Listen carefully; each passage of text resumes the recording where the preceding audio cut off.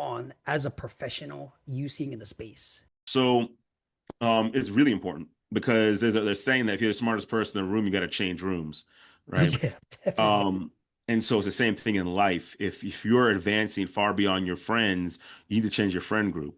Now, this does not mean that you need to cut them off in the sense of like, I don't talk to you anymore, unless hanging around people like that can be very detrimental to you, right? So obviously, if you were in a gang or something like that, and or around people who are doing drugs or are constantly drunk or people who are cheating on their spouses and things like that, you need to separate yourself from that as much as possible because you don't want that attached to your name and where you're trying to go.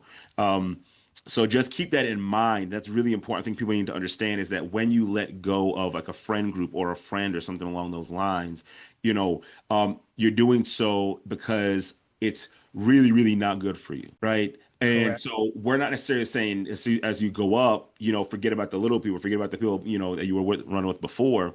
What we are saying is though, specifically speaking towards groups of friends that you had that were engaged in behaviors that are very detrimental to you, can be very detrimental to you. And regardless of how long you've known them, you have to stay away, right?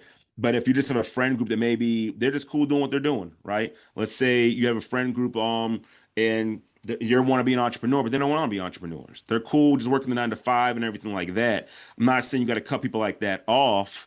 You could still go to the barbecues, hang out with the family, go on vacation, things like that. But if you're trying to advance professionally, or you're trying to advance in your marriage, right? So if you're a guy who just got married Right. but has only just single friends, it's not saying cut your single friends off, but you really got to change rooms and go around people who are married, right? So you can get more experience, so you can get more knowledge, so you can get more camaraderie, more networking, so you can make sure you have people you can talk to that will give you good advice about your marriage, right? A single guy can't tell you how to be married. He can't.